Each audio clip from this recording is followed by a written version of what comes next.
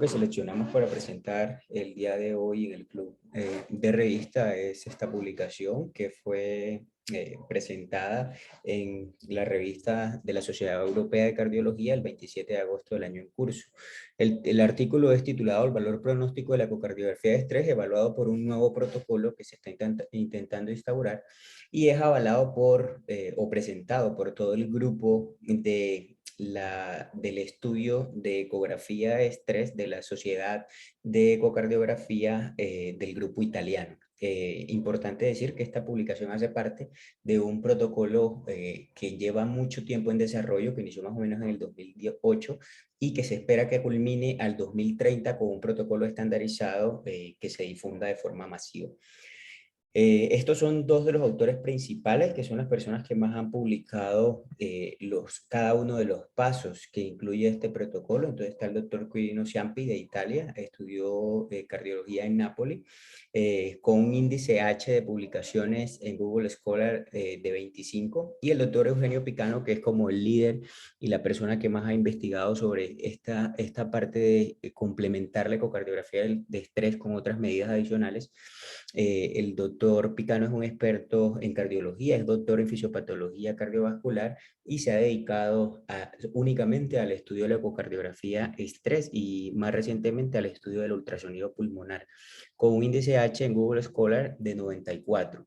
Si vemos el número de citaciones que tienen estos dos autores, parecen datos impresionantes. El doctor Picano alcanza más de 2.000 citaciones por año durante los últimos 10 años, y el doctor Ciprino está alrededor de 640 citaciones anuales en el año anterior y el año previo. Es importante para hablar por la utilidad de la ecocardiografía de estrés, y es que todavía tenemos pacientes que se encuentran mucho en esta zona gris, y de acuerdo al riesgo o la patología que nosotros estemos valorando, ya sea en el contexto agudo o en el contexto crónico, los estudios anatómicos y funcionales juegan todavía un papel importante para poder esclarecer el diagnóstico y el pronóstico en la enfermedad arterial coronaria. Este pronóstico ha hecho que en las guías todavía estos protocolos de estrés sigan conservando un importante valor a pesar del advenimiento de tecnologías como la resonancia cardíaca con estrés o de la angiotomografía coronaria. Y vemos que en múltiples publicaciones nos siguen recomendando los estrés funcionales no invasivos por imágenes, y aquí especialmente vamos a destacar la ecocardiografía de estrés en esta indicación.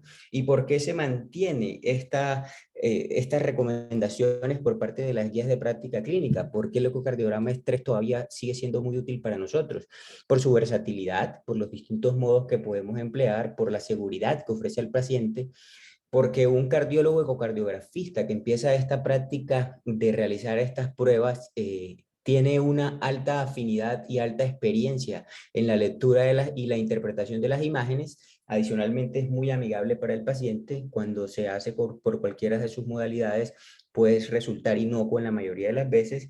Y una tendencia que se está tratando de introducir en la cardiología, y es que seamos respetuosos con el planeta. Estas son imágenes ecológicas con poco impacto ambiental.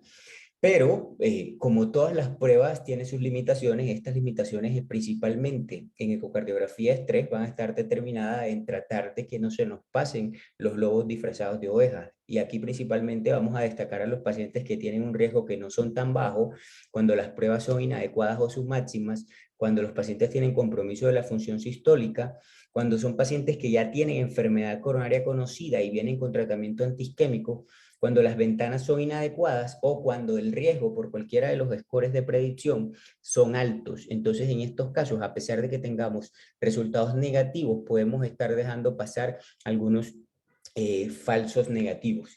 Y es importante entonces tratar de estratificar el riesgo más allá de las anomalías regionales del movimiento, que es la principal herramienta que se utiliza por la ecocardiografía de estrés. En este sentido, el doctor Picano y todo su grupo de colaboradores e investigadores se han ido desarrollando a lo largo de los últimos 12, 15 años distintas medidas adicionales para tratar de complementar una valoración ecocardiográfica en el protocolo de estrés. El crecimiento y el advenimiento del ultrasonido pulmonar ha permitido tratar de integrar esta herramienta al desarrollo de estos protocolos que ya hemos conocido ampliamente en la cardiología. Si vemos ultrasonido pulmonar, a pesar de que se empezó a describir algunos casos, algunas publicaciones en 1945, miren cómo ha sido el crecimiento que ha tenido y especialmente ha recobrado mayor importancia con la instauración de la pandemia COVID en el año 2020, ya que permitió mucho y en los pacientes que tenían altas tasas de ventilación mecánica y para evitar los traslados, la instauración a la práctica clínica diaria que nosotros tenemos. El objetivo de esta ultrasonografía pulmonar es tratar de descubrir algunos patrones sonográficos a nivel de los pulmones que nos vayan a permitir a nosotros identificar patologías específicas. Con este objetivo, la idea del club no es tratar de aprender todo lo que es ultrasonografía pulmonar, pero importante tratar de aprender y reconocer lo que son las líneas B pulmonares. Las líneas B pulmonares se describen como artefactos hiperecoicos verticales y discretos que son parecidos a un láser que surge desde esta línea blanca, que es la línea pleural, y que se mueve sincrónicamente con con el deslizamiento pleural, con el sliding pleural. Estas, cuando se encuentran de manera múltiple y difusa, son signos ecográficos importantes y con bastante validación de los síndromes intersticiales pulmonares. En la cardiología se empezaron a describir al inicio del año 2006, donde el reconocimiento de estas líneas B o estas cometas por ultrasonido podían de forma útil y práctica y sobre todo por lo sencillas que pueden ser para obtener y ayudarnos a identificar el agua pulmonar extravascular. Y es así como se han empezado a describir distintos mecanismos fisiopatológicos, donde tanto con pacientes que tengan componentes de aumento de las presiones de llenado, que tengan falla cardíaca izquierda o falla cardíaca derecha, por distintos mecanismos van a aumentar el agua extravascular pulmonar. Y esta técnica de ultrasonido nos va a poder permitir identificar estos patrones de congestión pulmonar y evaluar el agua extracelular pulmonar. Reconociendo estos tipos de patrones y la densidad o el número de líneas B que nosotros encontremos en cada uno de los segmentos evaluados a nivel pulmonar, nosotros vamos a poder saber si los pacientes se encuentran con una aireación pulmonar normal o se encuentran más con compromisos subclínicos o presencia de edema pulmonar. Y esto es importante porque esto se empezó a evaluar en reposo, pero el origen de empezar a llevar estos estudios o asociarlos a los protocolos de estrés nace principalmente en estas dos publicaciones. Y es que en algunos sujetos que se sometían a altas altitudes o en algunos sujetos que hacían buceos prolongados, al realizar estas técnicas de ultrasonido pulmonar se podían evidenciar líneas B aunque los pacientes no tenían síntomas. Entonces, al ser sometido a este estrés físico, los pacientes podían empezar a presentar líneas B sin presentar manifestaciones clínicas. Fue así como hemos ido descubriendo que hay una cascada en el ultrasonido pulmonar y una cascada del agua pulmonar. Y esta cascada viene desde el desequilibrio de la ecuación de Frank-Starling a la presencia de líneas B en estrés, líneas B en reposo y ya de forma más tardía la presentación clínica de estos pacientes con crépitos, disnea, ganancia de peso o la instauración de falla cardíaca aguda. Entonces, esto lo tratamos de empezar a llevar a la práctica clínica y en la práctica clínica lo que hemos tratado de asociar es cómo se asocian estas líneas B cuando a los pacientes se le induce estrés en una prueba. Y lo que se ha ido encontrando en esta publicación del doctor Ciampi y su grupo de investigadores es que a medida que nosotros encontrábamos mayor número de líneas B, encontrábamos una tasa más grande de eventos y estos eventos estaban principalmente dados por hospitalizaciones por falla cardíaca y mortalidad cardiovascular. Y no solamente esto, sino que de la mayoría de los pacientes que estaban en reposo, aquellos que presentaban algún sustrato o alguna complicación cardiovascular, nosotros podíamos documentar un número de líneas B en reposo, pero al someterlos a los pacientes al estrés, iban a aumentar considerablemente el número de líneas B que nosotros podíamos identificar en protocolos de 28 zonas. Es así como tratamos de aplicar esto en patologías específicas. La primera patología donde se trató de documentar fue en la falla cardíaca con fracción de eyección preservada, y lo que se logró observar en estas distintas publicaciones es que si nosotros logramos aumentar entre el reposo y el pico del ejercicio el número de líneas B, había unas diferencias estadísticas significativas para que los pacientes presentaran peores desenlaces. Es así como la base hemodinámica de la congestión pulmonar nos hace creer que el ejercicio en los pacientes que tengan insuficiencia cardíaca inicialmente, que fue la primera entidad donde se trató de buscar esto, tenía una adecuada correlación con otras variables hemodinámicas que nosotros encontrábamos en los pacientes. Y es así como se notaba que los pacientes que tenían mayores líneas B tenían mayores disfunciones del ventrículo izquierdo, tenían menores valores de fracción de eyección, mayor difusión del ventrículo derecho, mayores grados de difusión del ventrículo izquierdo. También presentaban peor calidad de vida y alteraciones en los volúmenes de fin de diástole principalmente. Esto se trató de hacer correlaciones y se hicieron correlaciones tanto invasivas como no invasivas. Las primeras correlaciones con el ecocardiograma estrés trataron de evaluar con la relación EE' y nos dio una correlación por el índice de Spearman de 0,71. Para hacerlo con las presiones arteriales sistólicas pulmonares nos dio una correlación de 0,84, y vemos que con los cambios en la valoración de la fracción de eyección nos daba correlaciones hasta de 0,90. Entonces aquí teníamos todo un marco donde evaluar esta agua pulmonar extravascular nos podía permitir a nosotros hacer integraciones hemodinámicas en nuestros pacientes. ¿Y cómo se cuantifica esto? Pues los protocolos realmente al inicio eran muy tediosos. Se evaluaban protocolos de 28 zonas que excluían todo el tórax anterior y todo el tórax posterior. Esto se usa un ultrasonido donde realmente simplemente debemos ponerlo entre dos costillas y vamos a tratar de evaluar esta zona que es el espacio de Merli. Aquí en el espacio de Merli lo que debe estar es esta ecogenicidad como se ve en la primera imagen, y a medida que van apareciendo las líneas B pulmonares, lo que vamos observando es el despliegue de esas cometas que se deslizan hasta abajo, que borran las líneas A, que son las normales por la aireación natural, y que se desplazan en el movimiento de la pleura. Es así como estos protocolos fueron importantes, pero seguían siendo tediosos y nos demandaban demasiado tiempo. El tiempo que nos demandaban era alrededor de 3 minutos, un protocolo bien hecho, en un protocolo de 28 zonas, pero posteriormente se han ido tratando de validar protocolos más pequeños de 4 zonas, donde solo se evalúa la parte anterior y lateral del tórax, y este protocolo ya ha cambiado de 3 minutos a 20 segundos. Es así como estos protocolos de 3 minutos a 20 segundos también demostraron la misma utilidad tanto en estrés como en reposo para hacer una valoración cuantitativa de las líneas B y que esto fuera correlacionado con los desenlaces clínicos. Pero es muy tedioso aprender a hacer ultrasonografía pulmonar. Esta es una de las gráficas que publicaron los doctores cuando hicieron la presentación de este artículo en el Congreso Europeo de Cardiología de este año.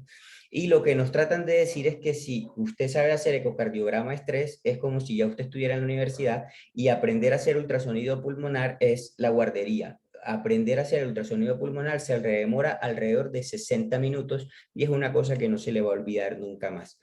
¿Esto tuvo implicaciones clínicas? Sí, se aplicó en falla cardíaca para definir hospitalización e inmortalidad en el estudio LUSH-HF. Se aplicó para definir el valor pronóstico, definiendo que a presencia de mayores líneas B en estrés había mayor mortalidad y había mayor tasa de supervivencia en aquellos que se encontraban menores líneas B en reposo o en recuperación. También se evaluó en hospitalización y mortalidad cardiovascular en pacientes con falla cardíaca, así no fueran asociadas al estrés. Entonces aquí vemos que ya hay muchas aplicaciones, y más recientemente se ha tratado de hacer una nueva clasificación de los Killy-Kimball, especialmente asociando no un Killy-Kimball clínico, sino el LUKI, que es la aplicación ultrasonográfica de este protocolo en infarto agudo del miocardio para tratar de definir una mortalidad hospitalaria. Y miren que si nosotros no encontramos esta congestión pulmonar, tiene un valor predictivo de 98%. Esa es una de las variables que vamos a ver en el protocolo. Otras de las variables es donde ellos tratan de evaluar la fuerza. Aquí voy a ser muy breve para que podamos discutir muy bien el estudio.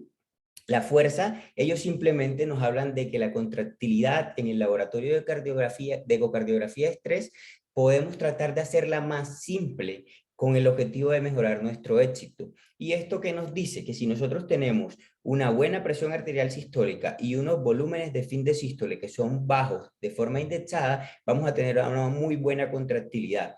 Que si nosotros tenemos una buena fuerza, con esos volúmenes que se mantengan iguales o normales para lo que nosotros esperamos para nuestra edad, sexo y talla, vamos a tener una adecuada contractilidad, pero cuando vamos perdiendo una fuerza contráctil, esta está disminuida o se mantiene igual, pero aumentamos los volúmenes de fin de sístole, vamos a tener una contractilidad alterada. Y esto se ve muy simple.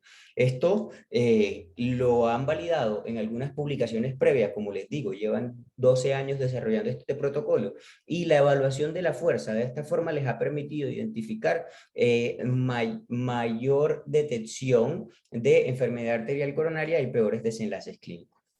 Otra de los parámetros que me parece el parámetro ecocardiográfico más difícil que plantea en este protocolo es la evaluación del flujo coronario de forma no invasiva. Y esta reserva de flujo coronario, lo que ellos plantean es tratar de poner un Doppler pulsado en el momento de estrés y dividirlo entre un Doppler pulsado en la ecocardiografía basal, pero aplicando este Doppler pulsado sobre la arteria descendente anterior evaluada por ecocardiografía.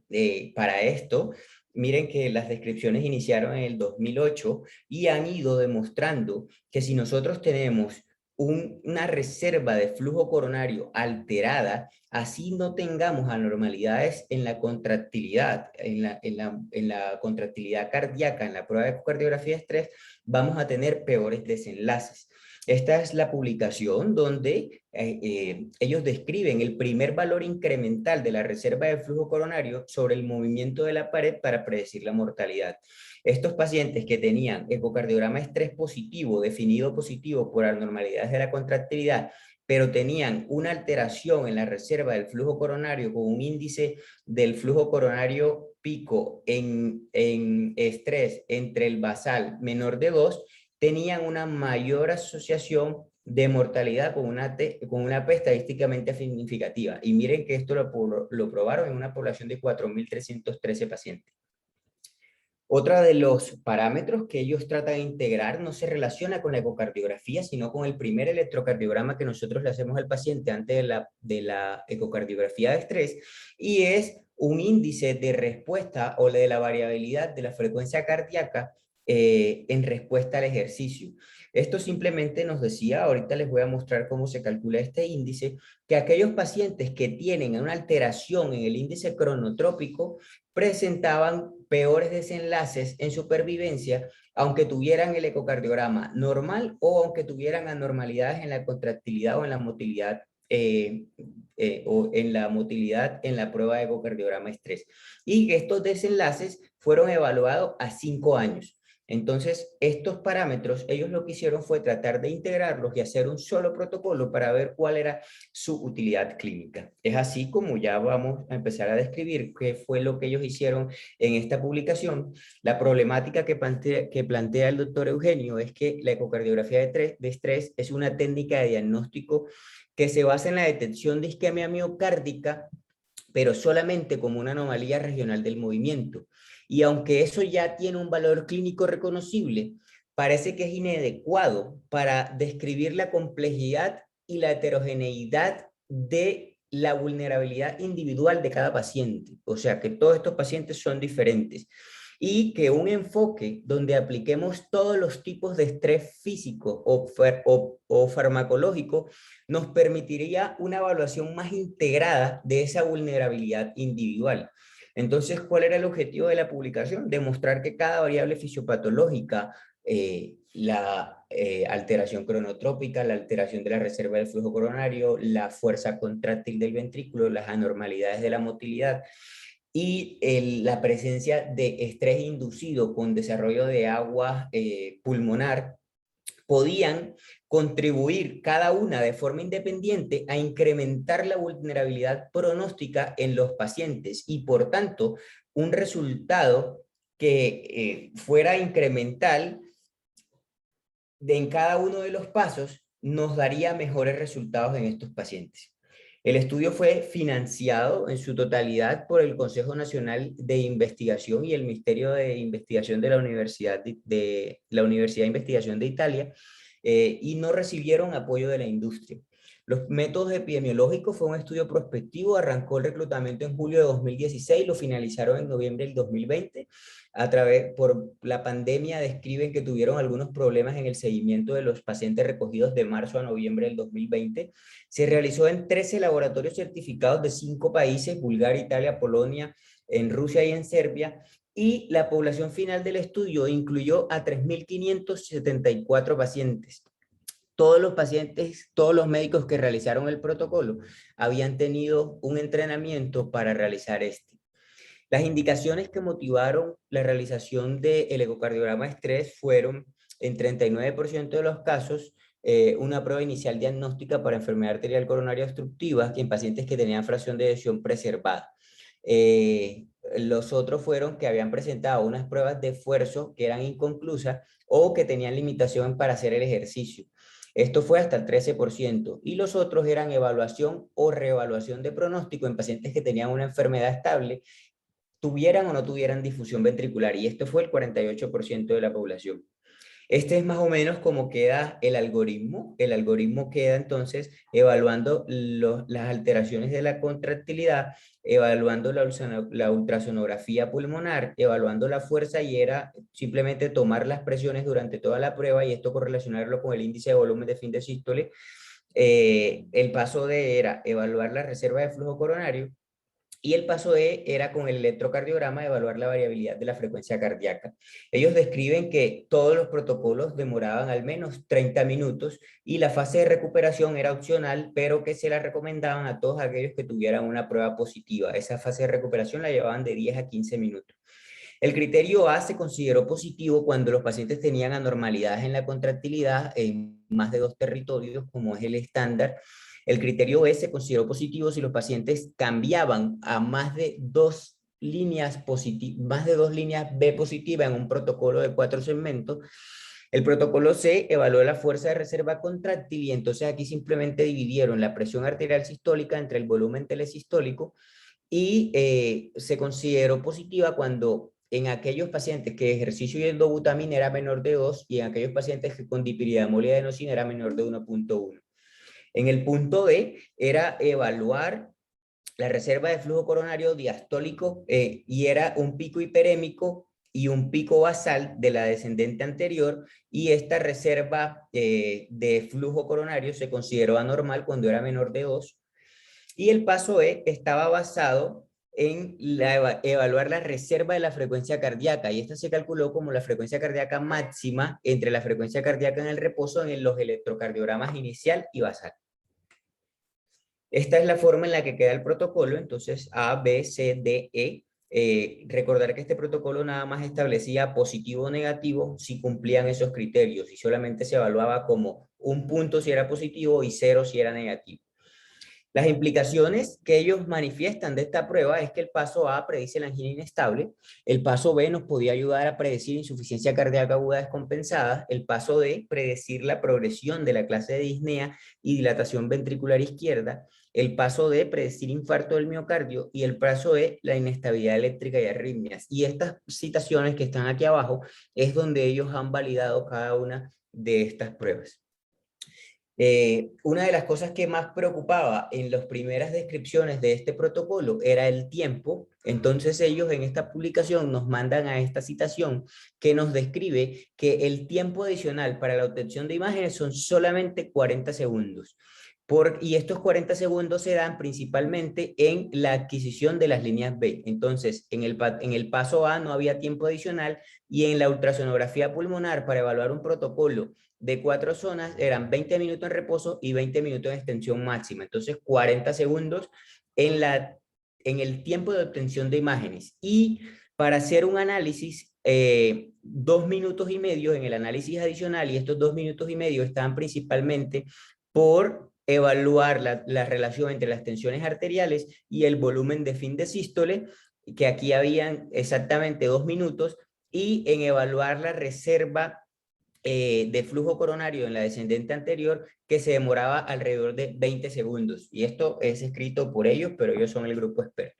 El análisis estadístico en esta prueba nos dice que las muertes se identificaron a partir de las bases de datos de los servicios nacionales de salud de los países involucrados.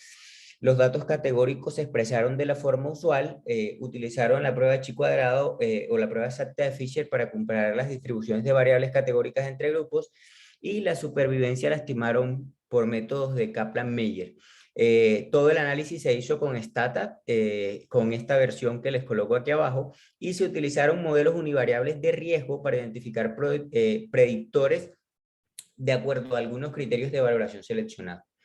Los pacientes que fueron incluidos tenían más de 18 años, eran derivados por enfermedad arterial coronaria sospechada, tenían ausencia de enfermedad cardíaca congénita o grave, tenían que tener una adecuada ventana en reposo y durante el estrés, tenían que firmar un consentimiento informado y que se presentaran a los centros de investigación. Y los excluidos, aparte de los que tenían todas esas patologías cardíacas, eran aquellos pacientes que en el seguimiento no tuvieran información disponible, pacientes que tuvieran enfermedades que limitaran la calidad de vida a 1 año, o pacientes que tuvieran alguna condición que diera presencia de líneas B, como fibrosis pulmonar, cáncer de pulmón o neumonía.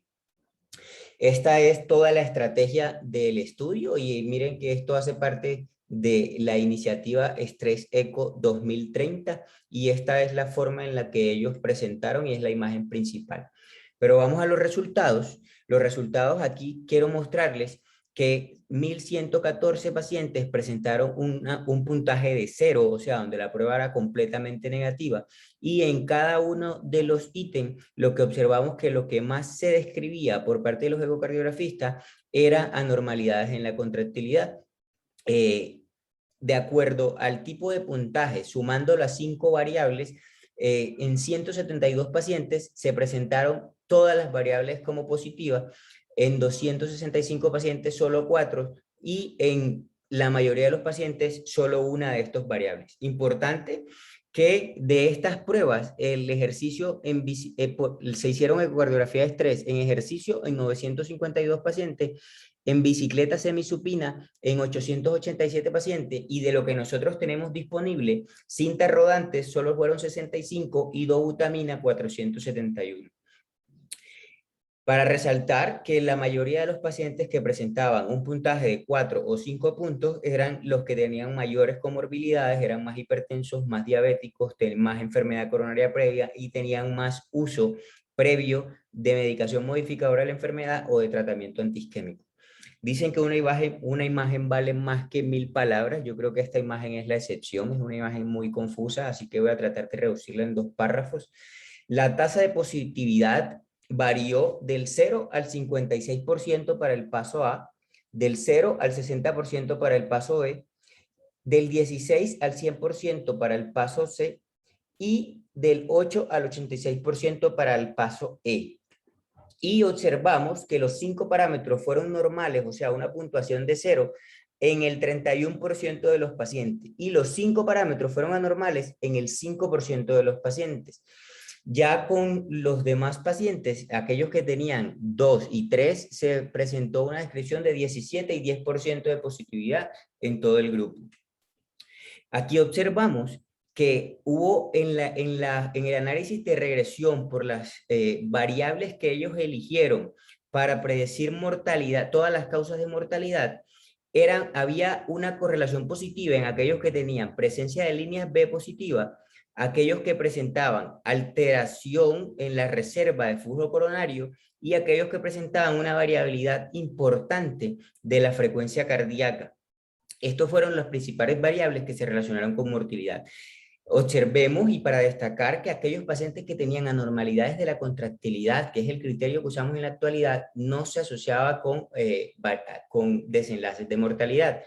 Y tener un ABS de 5, de 4 y de 3 se asociaba con aumento de la mortalidad en el análisis univariable de estas variables conjuntas.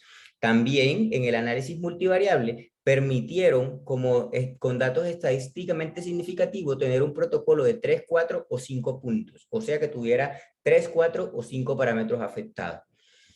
De los pacientes que se le hizo la ecocardiografía estrés y fueron sometidos a arteriografía coronaria, lo que ellos describen es que los que más presentaron enfermedad multivaso eran los que más tenían un puntaje de 5 puntos y de 4 puntos, que los que presentaron más enfermedad de vaso simple eran los que tenían un puntaje de 4 puntos y de 5 puntos.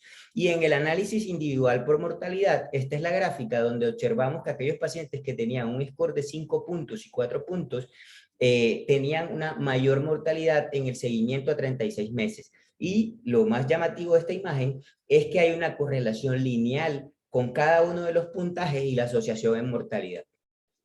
¿Cuál es la interpretación de estos resultados? Ya para ir finalizando, es que una puntuación ABCD del protocolo estrés establecido con estos parámetros, entre más alta indica un resultado menos benigno, que el riesgo es extremadamente bajo cuando todos los pacientes tienen marcadores normales, que el paso A, aunque es el parámetro más establecido, también es el menos útil y es superado por todos los demás parámetros para predecir la mortalidad de cualquier causa. Y los índices significativos para pronóstico, como la variabilidad de la frecuencia cardíaca y las líneas B, son muy fáciles de obtener y analizar. En interpretación de los resultados, las pruebas funcionales permiten obtener una visión completa de la vulnerabilidad individual cuando se hace de forma integrada con estos parámetros. Aquellos pacientes que tengan dolor torácico, enfermedad coronaria y nos demuestren que hay congestión pulmonar, anormalidades en la fuerza contráctil, alteraciones en la cronotropía o una reserva de flujo coronario disminuido, aunque no tengan alteraciones en la normalidad contráctil, en la evaluación de la ecocardiografía estrés van a tener peores desenlaces. Importante que cada fenotipo identifica un fenotipo específico y esto da un marcador de riesgo para terapias personalizadas y de hecho ellos proponen cómo aplicar esto. Entonces, si los pacientes tienen un paso anormal, indicar terapia antiisquémica y definir estratificaciones invasivas. Si tienen un paso B anormal, probablemente estos pacientes van a necesitar ajustes en la terapia de congestión pulmonar. Los pacientes que tienen un paso C anormal nos va a ayudar a identificar disfunción ventricular asintomática de alto riesgo. Los que tengan un paso D anormal nos va a sugerir enfermedad microvascular si no se acompaña de las alteraciones de la contractilidad. Y en los pacientes que tengan un paso E anormal nos implica una reserva simpática cardíaca reducida y que puede ser potencialmente tratada.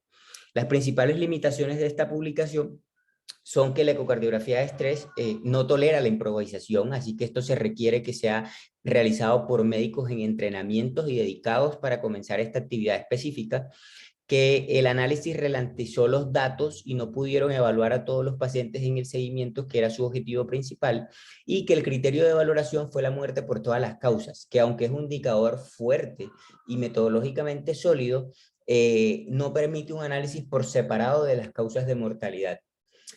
La puntuación de 0 a 5, diciendo solamente positivo o negativo, puede infrautilizar este protocolo y lo que ellos esperan es de aquí al 2030 ir desarrollando algunas herramientas que pudieran sacarle mayor provecho a este protocolo. Como conclusión final, el protocolo permite una evaluación de múltiples vulnerabilidades en los pacientes.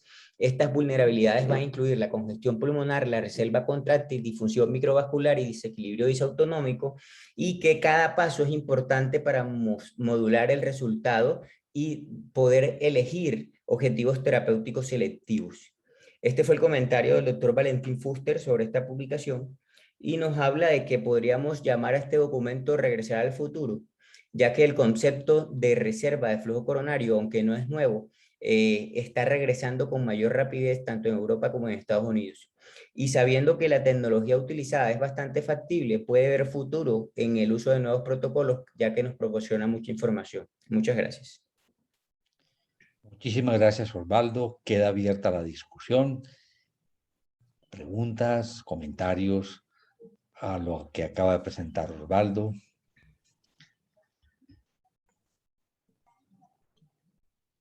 Factibilidad. ¿Tienen el micrófono disponible?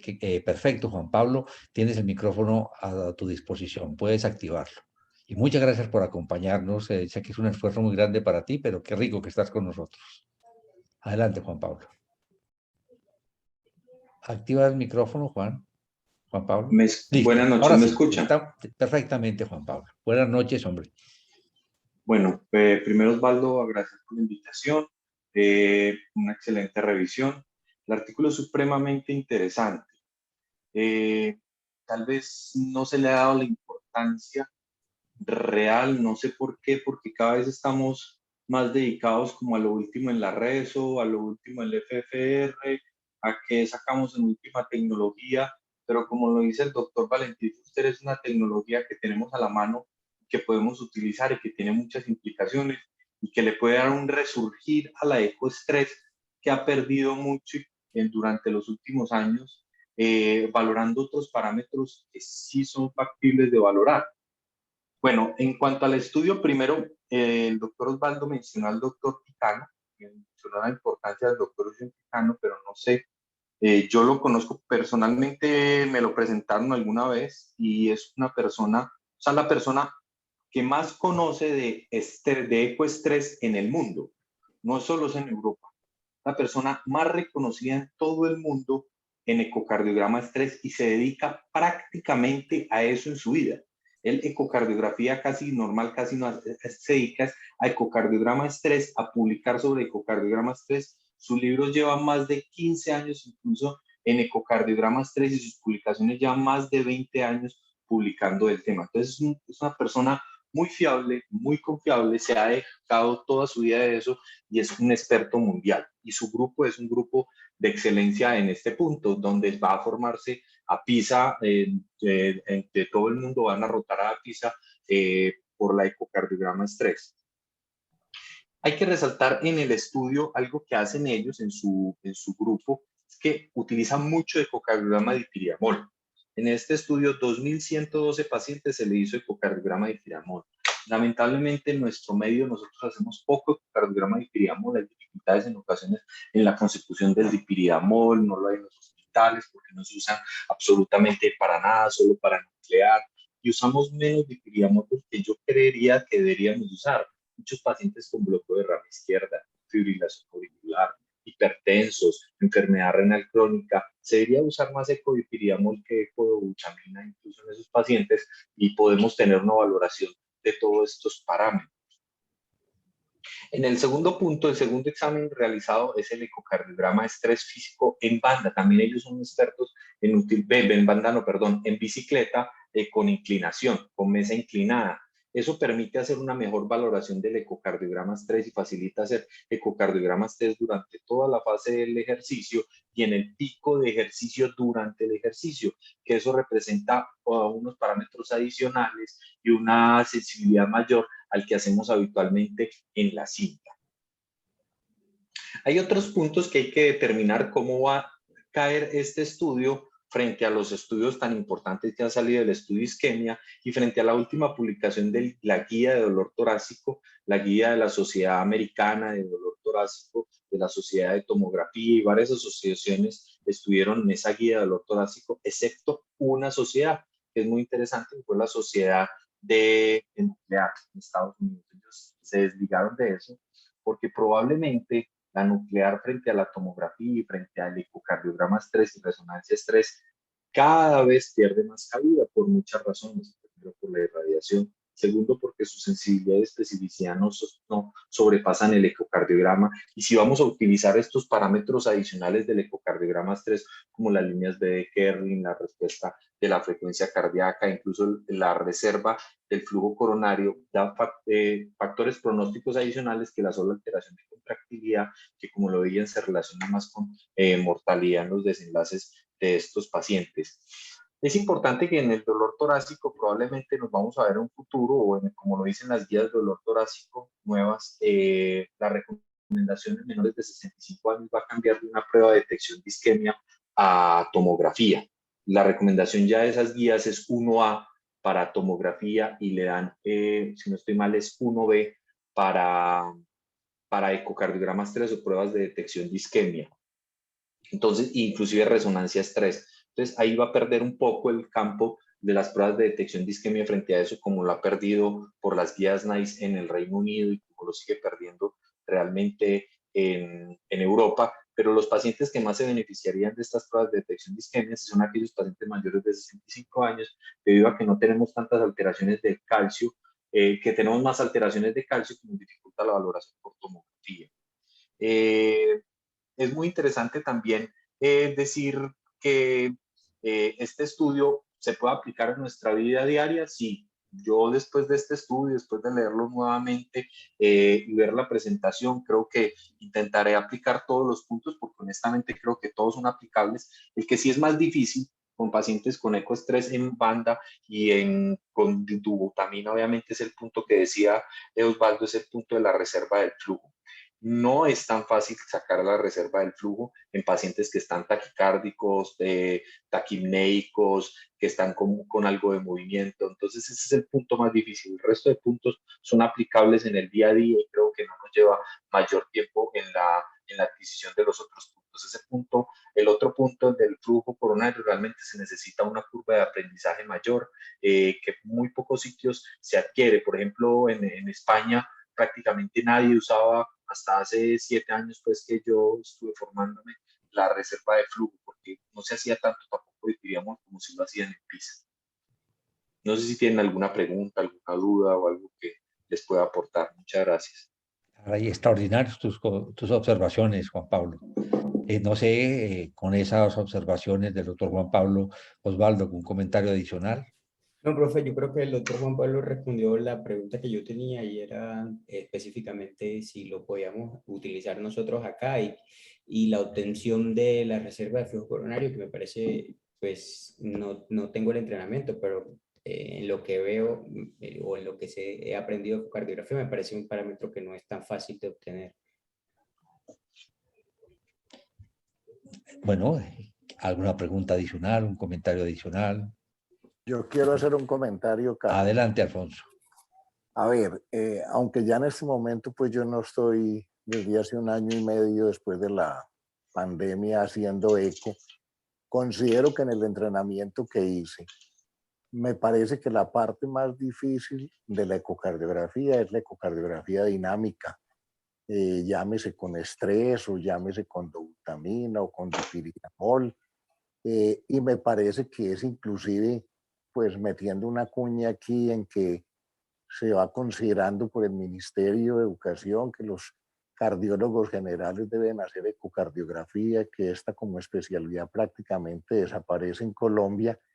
Es muy difícil que en una rotación de 3 o 4 meses, fuera de hacer eco transtorácico, que de pronto es el objetivo del ministerio, adquirir las destrezas para hacer eco dinámico necesita un entrenamiento completo. Primera cosa. A mí me parece que es la parte más difícil de la ecocardiografía y se necesita muy buen entrenamiento y muy buena ventana. Lo segundo, todavía está vigente un trabajo que hizo el senior, que fue parte de su trabajo de grado, donde comparó los estudios de la clínica Cardiovid, evaluando compromiso de 1, 2 y 3 vasos ecocardiográficos y siendo los exámenes leídos por 2 observadores diferentes que no conocían el resultado del previo. Desafortunadamente, me parece que la interpretación de muchos exámenes de estos dejan mucho que desear. Cuando uno le llega un resultado y uno tiene el paciente, tiene la clínica y manda a cateterizar un paciente, a veces encuentra una discrepancia muy grande entre lo que le dice la eco de UTA, porque dipiriamol, como dice Juan Pablo, no se hace mucho. Ahora están haciendo un poquito más, pero es por las dificultades de la consecución del fármaco. Y cuando se compara con evidencia con medicina nuclear, se supone que una lesión de 3 vasos, el compromiso debe estar la positividad de la prueba por encima del 75 y 80%. Sin embargo, lo que yo he visto en 20 años de ejercicio es que hay mucha dificultad y hay mucha discrepancia en los resultados con el eco dinámico, con la medicina nuclear, cuando ya se hace con la prueba estándar de comparación, que es el cateterismo cardíaco, pero como dice Juan Pablo, ahora la tomografía coronaria prácticamente está desplazando a las otras técnicas y no es el futuro, ya es el presente que la evaluación tomográfica de las coronarias ha adquirido una preponderancia fundamental. En cuanto a la reserva coronaria, yo creo que la persona que nos ha entrenado y que nos ha hablado mucho del tema es el doctor, el argentino, el doctor, ay, se me acaba de escapar lo hemos Lowenstein, tenido, doctor el doctor Lowenstein. Lowenstein, lo hemos tenido en varios cursos aquí en Colombia, en los simposios, hemos hecho cursos con él en Miami y realmente no es tan fácil. Yo creo que es muy difícil una evaluación de la reserva coronaria ecocardiográfica, la reserva del flujo coronario. Lo otro que yo me quería referir es que durante la pandemia hay una doctora que en este momento no recuerdo el nombre, que trabaja en México y en otros países de Centroamérica. Es una señora que tiene mucho entrenamiento en la ecocardiografía pulmonar y el curso lo hacía uno por internet y realmente es relativamente sencillo la evaluación de la ecocardiografía pulmonar con las líneas B de Kerley. A medida que aumentan las líneas, aumenta pues la severidad del cuadro clínico y no es difícil hacer el entrenamiento. Pero realmente yo no sé, la experiencia, a mí que me tocó ver como el nacimiento de la eco de UTA en Medellín y nos estamos llenando de ecocardiografistas en la ciudad. Y yo creo que sin el entrenamiento suficiente y estamos encontrando una gran disparidad entre lo que nos informan de eco dinámico con la clínica y con los estudios arteriográficos coronarios. De manera que yo creo que es la parte más sensible y la parte que necesita un mejor entrenamiento, porque el eco transtorácico, digamos que puede ser relativamente sencillo, lo mismo que el eco transesofágico, pero el eco dinámico se necesita muy buena ventana, muy buen entrenamiento para no ir a hacer equivocar al clínico. Y me parece que ahí tenemos discrepancias grandes con los resultados que nos están informando. No sé si Juan Pablo comparte lo mismo, aunque Juan Pablo pues no hace mucha clínica, hace más los exámenes, pero los que vemos en clínica, la cantidad de informes, donde la otra cosa es los equipos a veces con los que se está trabajando. Necesitan equipos de muy buena resolución de imágenes, porque las dudas es lo que nos hace equivocar a los clínicos y cuando vemos los resultados arteriográficos, pues resulta que mandamos cateterizar a un paciente que no lo necesitaba o que se mandó a cateterizar demasiado tarde o confiado en los resultados de que nos decían que la prueba era negativa. No sé si Juan Pablo comparte la misma idea que yo tengo, pero soy muy temeroso y me da mucho miedo cuando me llegan resultados en concentrarme bien en la evaluación que se hizo de esos test porque me he equivocado mucho. Buenas Adelante, noches, Juan Pablo. doctor Mejía. Pues me alegra mucho saludarlo primero. Tengo la misma impresión suya.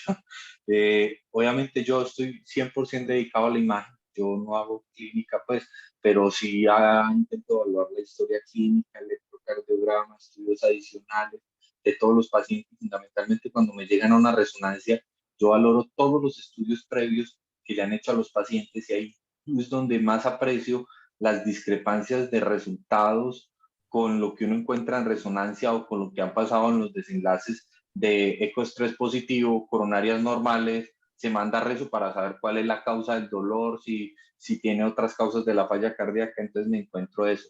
Estamos totalmente de acuerdo, uno de los puntos más difíciles en la ecocardiografía es la valoración de la contractilidad, que es el único parámetro que prácticamente hasta ahora usamos, dependiendo de este nuevo protocolo que para mí es muy bueno y a otros puntos adicionales, pero hasta este momento prácticamente el 99.99 del mundo hace la alteración de contractilidad y es muy difícil y hay discrepancias incluso entre personas entrenadas, pero obviamente si no hay un buen entrenamiento, ver las alteraciones de contractilidad no es fácil.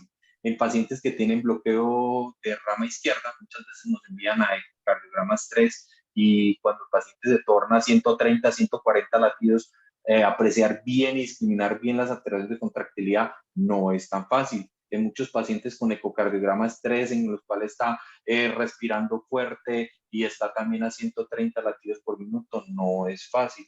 Entonces, uno de los puntos más difíciles de la ecocardiografía es el ecocardiograma 3 y por eso están las discrepancias. Entonces, lamentablemente muchas de las sensibilidades de los estudios han caído en la práctica diaria porque no hay una buena experiencia en la realización de los mismos. Entonces, me queda totalmente la misma impresión que usted tiene, doctor. O sea, creo que se necesita un entrenamiento muy adecuado en valorar la contractilidad del estrés, porque se mandan pacientes a cateterismo que probablemente algunos no tengan y no son inocuos. O sea, cada vez son menos las complicaciones vasculares por el acceso radial, pero seguimos viendo alguna que otra complicación de acceso vascular y algunas más raras, pero disecciones coronarias por el mismo cateterismo. Entonces no es inocuo mandar un paciente a un cateterismo. Juan, en el trabajo que hizo Juan Manuel Senior de grado, que fue comparar con dos lectores diferentes los exámenes, hubo unas discrepancias muy grandes y de un vaso que la sensibilidad del test está por ahí en 35%, con 2 vasos se sube por ahí a 60 y con 3 vasos por ahí alrededor de 80. Sin embargo, con ecocardiografistas pues muy connotados, había unas discrepancias muy grandes. En una época pues teníamos el Definity, que eran las micromoléculas de lípidos, que ayudaba, pero eso definitivamente no lo volvieron a producir, o por lo menos en Latinoamérica no se consigue. La ventaja que ahora tenemos es que ustedes, los que hacen imagen rezo y hacen tomografía, que se podía hacer con contraste, yo creo que eso nos va a ayudar muchísimo más a que cuando mandemos ya cateterizar y por ahí derecho hacer un procedimiento de angioplastia o colocación de stent, de pronto vamos a ir más seguros. Y yo creo que definitivamente, aunque todo este trabajo que se presentó, que mejora la sensibilidad del test, todavía me parece que los grupos de Picano, pues que son los fuertes en Italia y en Europa y obviamente en el mundo, nosotros yo creo que se nos impuso y tenemos que darle más cabida a la tomografía coronaria. Jóvenes, muchísimas gracias por su observación. Santiago, tienes el micrófono a tu disposición. Adelante, Santiago. Hola, ¿me escuchan? Adelante, Santiago.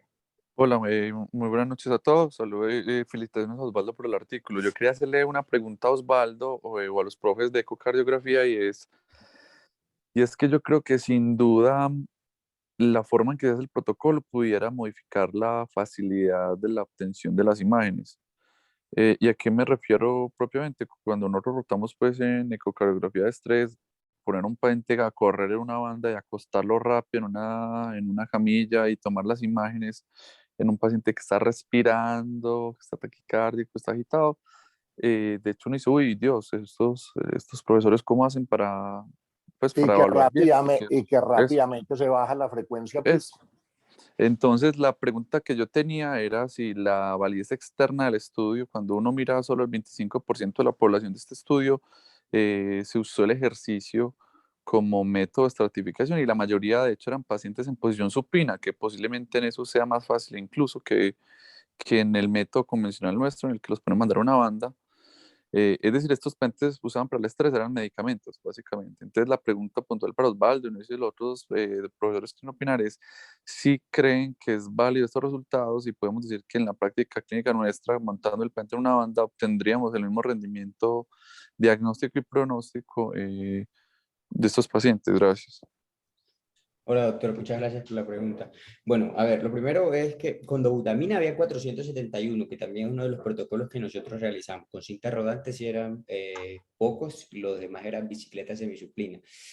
Importante, y ellos lo describen, no en esta publicación en específico, sino en las publicaciones que han hecho anteriormente sobre estas limitaciones en los países donde no tenemos, por ejemplo, estas bicicletas semisuplina o no usamos protocolos con adenosina o dipiriamol. Lo que más varía cuando nosotros acostamos al paciente es que la frecuencia cardíaca baje. Este parámetro se evalúa específicamente con el registro electrocardiográfico y no con el monitor ecocardiográfico.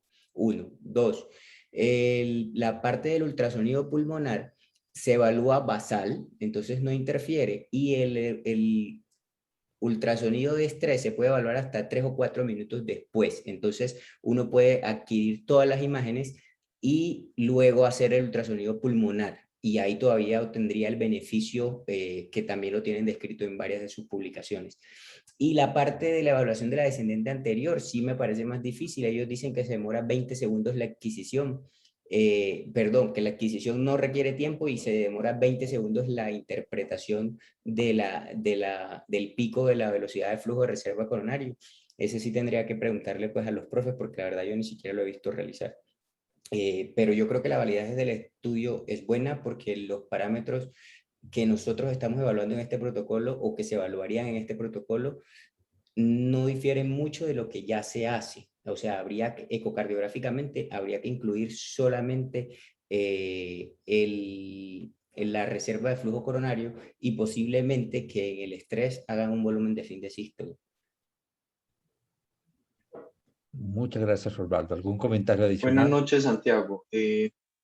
Prácticamente resaltar algunos puntos que dice Osvaldo, si estoy de acuerdo. Yo creo que la validez externa puede ser buena, Santiago, de todos los puntos, excepto el punto D. En ese estamos de acuerdo, es el punto crucial que la validez externa cambiaría, como le digo, si hacemos más dipiriamol. Como les dije, ellos hicieron 2.112 casos de dipiriamol. Hacer una reserva de flujo en estos pacientes es mucho más fácil porque el paciente está quieto, casi no se taquicardizan con dipiriamol, es muy poco el cambio de la frecuencia cardíaca, es un vasodilatador, hacer un vasodilatador incluso es más fácil adquirir el flujo coronario. Entonces, en esos pacientes es más fácil, en los pacientes de ECOS-3 físico, en los pacientes de ECOS-3 dobutamina, lo muy complejo, validez de ese solo punto.